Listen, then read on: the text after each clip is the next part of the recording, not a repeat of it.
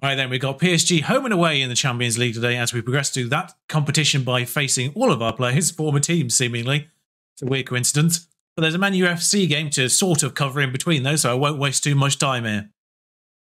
Do need to let you know that we beat Brentford 3-2 away from home. They're still awkward to beat. Calvert-Lewin getting a goal in the 81st minute. I will say, I think they only had 2 shots on target. It ended up 3. 3 shots on target, 2 goals. In terms of the Premier League at this point, Arsenal did drop points. We're now 2 points behind them, which means if it stays like this going into the final game of the season, which is against Arsenal, beat them, we win the title. But it's got to stay that way, and they're in action against Atletico Madrid alongside us right now in the Champions League. So they've still got these commitments as well. I can't remember who won between them and Man UFC in the FA Cup, so I don't know if they're in that competition, which obviously we're not. The good news is we get to go full first team for this. Casteels in goal, Digne, Diaz, Soule, Lamptey, Nianzao, Benacer and SMS in the middle, Diaz and Moukoko, Calvert-Lewin up front. Whilst it is technically a cup competition, Chesney's injured anyway, which makes this decision easy for me. It's kind of the point where I'd want to put Casteels in regardless. I would say the PSG team is a little bit wild, but it does sort of start like this for the most part. Donnarumma, Hakimi, Kimpembe, Mendes. Marquinhos seem to be playing DM role, which is odd considering they have Tonali and Zambo and Guisa, who are kind of also that. Leon Bailey is possibly an outlier, as is Martial up front. Dwight McNeil is on that bench, yeah. In the real world, I've heard a rumour that Zidane's taking over PSG at the end of the year, which presumably opens up Pochettino. I don't know if I just dreamt that or not, but he's still in charge here, and a 33-year-old Neymar is still at PSG. Of course, at that stage of his life, in last year's game cycle, we had him at Sheffield. We actually got him straight away on last year's beta save. That was I still think that's probably one of the most ridiculous transfers I've ever done. I said it earlier when we signed Messi, because obviously Messi at this point is old. It's not that weird for him to move to another team that's challenging for titles or what have you. If he joined Newcastle straight away, that would have been weird, even with the money. But Neymar on the corner for them, straight off this. Oh, it's gone in. I thought he'd saved that. It looks like Casteels gets a hand to it, and it comes in off like the crossbar or something. Neymar, Bastoni, Casteels.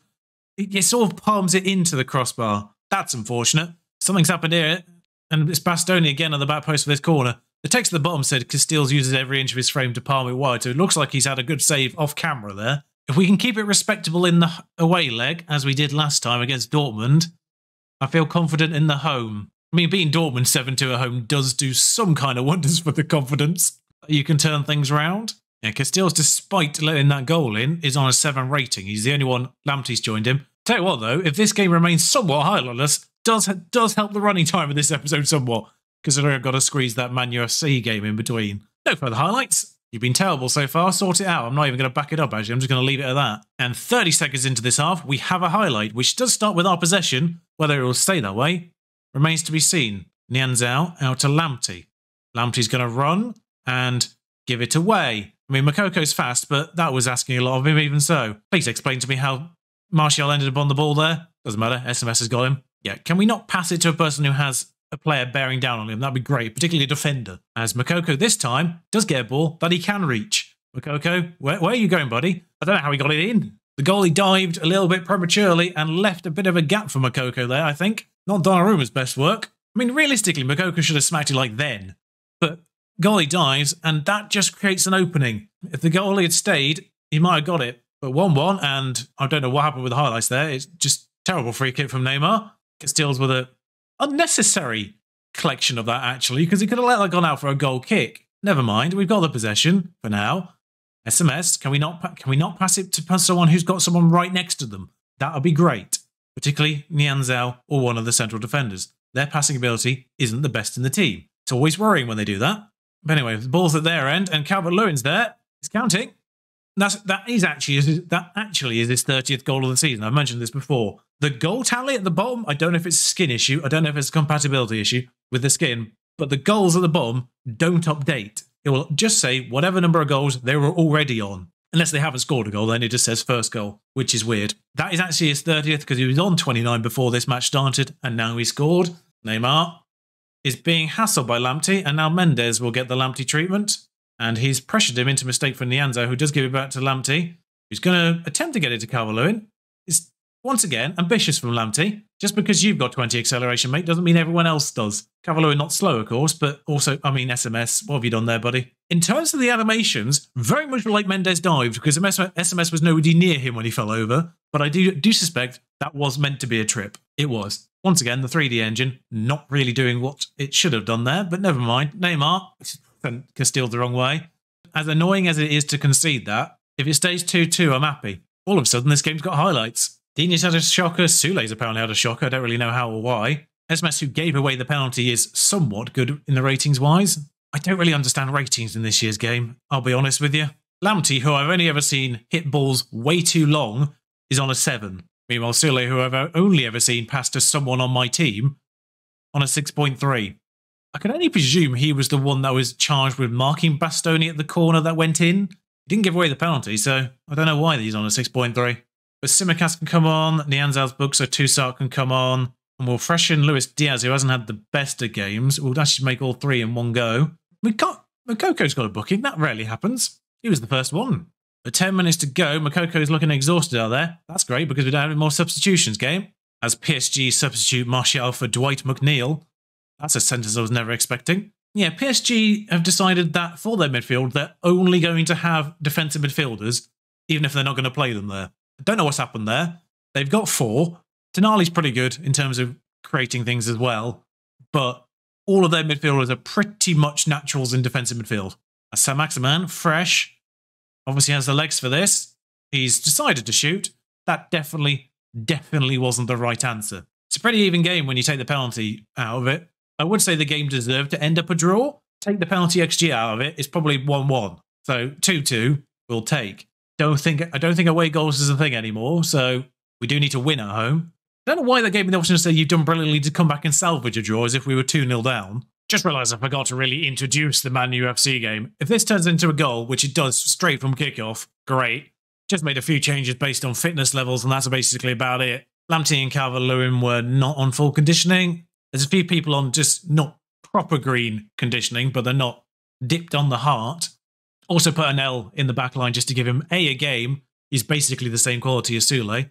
And B, because Sule put in a 6.3 against PSG. So, fingers crossed, we can sort them both out here. But Man UFC have scored immediately, so that's good. Wow, I'm really dropping the ball in this game. I do apologise. They've scored again. It just happened so quickly, I completely blanked. Greenwood basically beat the non-existent offside trap, and now it's 3. The free kick issue that did persist in the early game has somewhat been dealt with, but this is still a bit weird. Just Maguire just didn't have anybody with him. It was like we were zonal marking for no reason.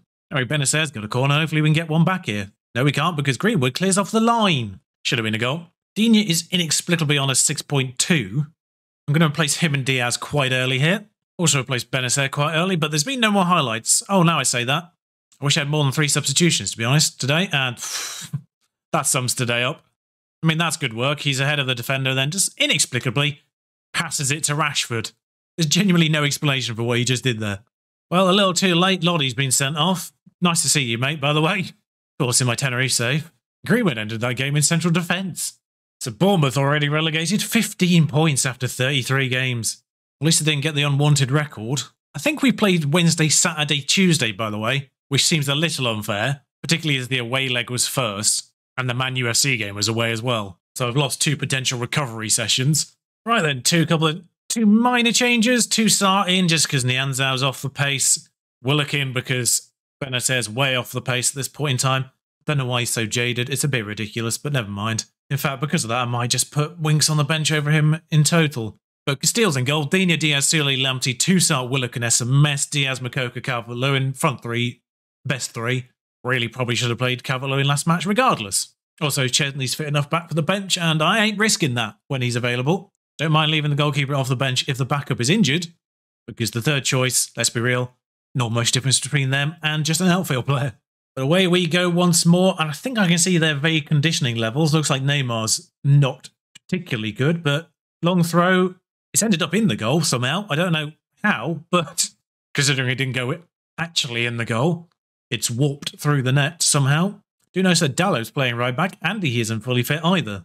But Tonali, Neymar, very broken already. SMS, who is woeful against Man UFC, obviously going to be the most tired for our team today, but putting in 7. They've got a corner, and this is how they scored in the first game. Luis Diaz, the angle of that header made me concerned it was going in rather than away. Bastoni of all people puts the ball back in. Great cross from the centre-back. Has he got full-back capabilities? I can't remember. 9 crossing, it's not terrible. And Sule's having a horrible game again. Don't know why.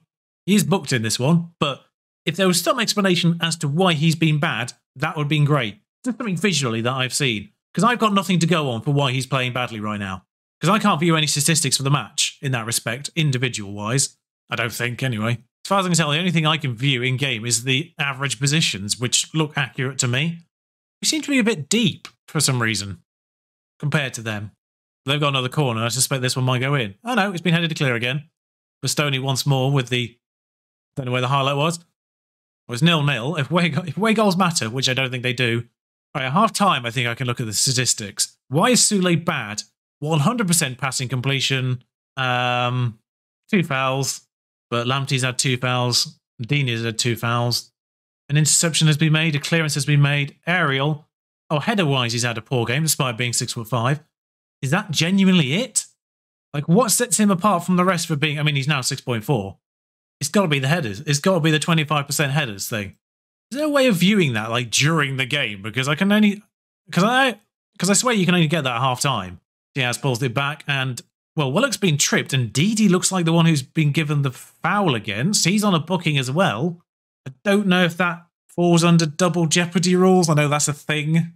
Penalty has been awarded, so does Didi get sent off for that? No, apparently not. The double jeopardy thing confuses me, because it seems to apply sometimes and not others. SMS smacks it in, Donnarumma doesn't move. I suppose, yeah, no Messi, no Benacer. He would be the one to step up. And that cancels out their penalty from the previous game. SMS smacks it in while Donnarumma's still doing the wavy thing. There's a lesson for you, Donnarumma. Stop the distraction techniques before the whistle's blown. Worth saying, Sule's now up to a decent rating as well, so must have sorted his heading ability out. What a recovery from him, that is. I have to say, Moukoko doesn't get booked often. He's been booked in both of these legs, which could be a problem, actually. I actually don't know what to do substitution-wise here. Everyone's playing quite competently. Calvert-Lewin. Both centre-backs being booked concerns me, as does Digne at left-back. But Luis Diaz on this ball now. And, oh, they've got it. Never mind. One of their 19 defensive midfielders has collected the ball.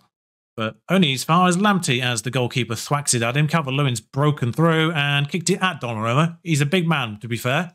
6'6", something like that. Moukoko's on the corner.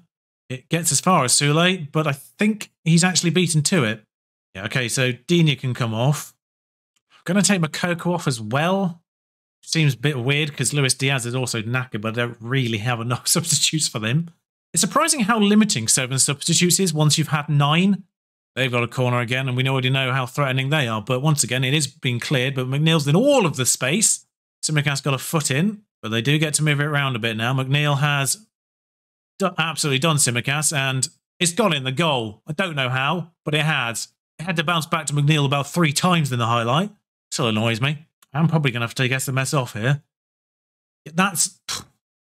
Visually, that's annoying. That's gone back to him. Oh, he's kicked it through the goalkeeper, actually. He doesn't bounce back to him off the goalkeeper, as I thought it did in the first play.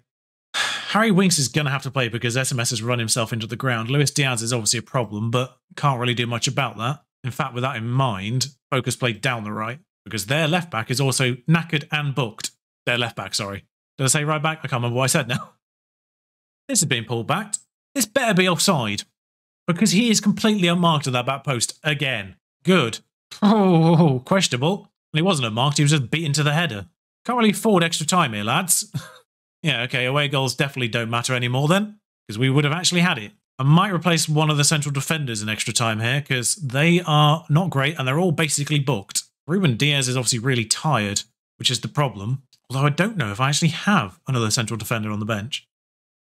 I've got Nianzao who can come on, but Luis Diaz is also a problem now. You know what, actually, what I'm going to do is Sesko and bring Calvert-Lewin on as an inverted forward on the left. It's the best thing I can do. Especially if Calvert-Lewin scores here somehow. Well, he's offside there, obviously. I don't know why we're seeing that with lines. Fresh legs on up front. This is obviously playing down the right-hand side. Well, that's infuriating. Would have been even more so if that had gone in. Can we not just kick it straight to them, though, please, as well? That would be fantastic news. Can we talk about the fact we've got 3 XG right now as well, by the way? And they're currently playing Zinchenko as an attacking playmaker. God's sake, lads, can we just put this ball in the net?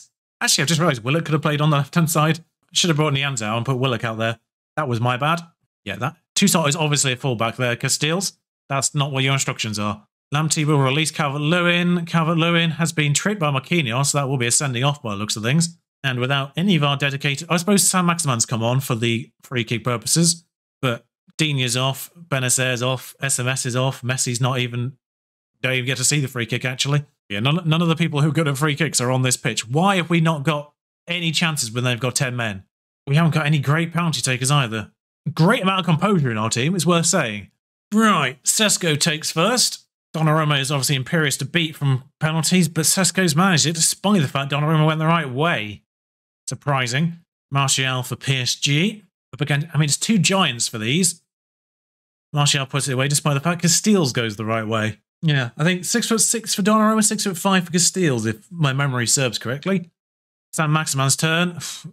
I don't know how Donnarumma didn't get that one. I appear to have taken off all my good penalty takers, which was a mistake. But Ndidi. Of course, they only get 10 before it rotates round. If we ever get to that point. Winks now, who is obviously going to miss as the most composure of all of them. No, he's got it in. That one concerned me because he had the most composure of all. Emre Can. Didn't even know they had him. Emre Can puts it away. I suppose he's a bit more playmakery than defensive, perhaps, although he's this very well-rounded as far as I'm concerned.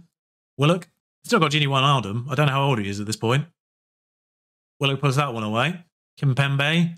Kimpembe steps up and straight down the middle. I thought Casteels had that one. The angle deceived me, and it's Calvert-Lewin, who I did put in a little bit ahead of schedule in terms of penalty-taking capabilities. That'll be why. It's nonsensical that we didn't win this match. 3 XG. 3. I know some of that's a penalty, but we did at least score. And Guisa, oh, saves. Casteels, you beautiful, beautiful man. Tarek Lamptey, who was technically next in terms of penalty taking and composure combinations, puts it away. Sorry, Tarek, I will not overthink that ever again. You should have been number 5, and if you had been, we would have won this. Dwight McNeil, come on. That your Englishness. I don't know what I was thinking there, really. I was just hoping if the fact that he's English, he might just have second thoughts about sending a French team through. Simicas puts his in. I thought he'd missed there. He's thankful to the fans, apparently. We might actually get to 10. This is ridiculous. Sorry for this. Considering the fact there were 3-ish games in this to start with, Mendes. The text says if there's ever a time to score, this is it. It's a penalty shootout text. I think they understand the concept. It just distracted me as Mendes puts that one away. Now it's Sule. Now we're getting to the problem areas. Nope, not a problem for Sule. I'm going to say, no one on my team has shabby composure, which is all I can hope for on their side. It's just someone's composure lets them down. But of course, we're getting to the area where the penalty taker's quality is getting a little iffy. Not that Zinchenko's is, apparently. I think who's left. Ruben Diaz, saved. Donnarumma actually saved one finally, which is surprising. And now it's for Bastoni. Centre-back for centre-back. Come on, Casteels, buddy. Come on. No, Perry's it. How did we not win that match? Who was left? Toussaint. Toussaint and Willock were left. Why did the centre-backs go before Toussaint and Willock? Oh no, it was just Toussaint, I think. Diaz was number 9. Yeah, his penalty taking 7, that's why. Why did they scrap the away goals rule? Apparently the ref was rubbish as well. Well then, I guess I'll just see you at the end of the season. Leicester and Arsenal, last 2 games. Worth saying, of course, losing to Man UFC there. 5 points is the gap again. We need Arsenal to lose a game. And they do play Chelsea and Man City before we get to them. So, fingers crossed, we've also got Liverpool to face. So, they've got one more big team than we do. They're also out of the Champions League as well. So yeah, one more episode by the looks of things. I can't believe we're actually at that stage. I was hoping for more Champions League games and more FA Cup games for that matter as well. But one more to wrap up the season and the series. I'll see you for that one. Until then, thank you for watching. Like, comment, subscribe. You've been here for the entirety of this journey. Thank you. I'll say it now. Ta-ra.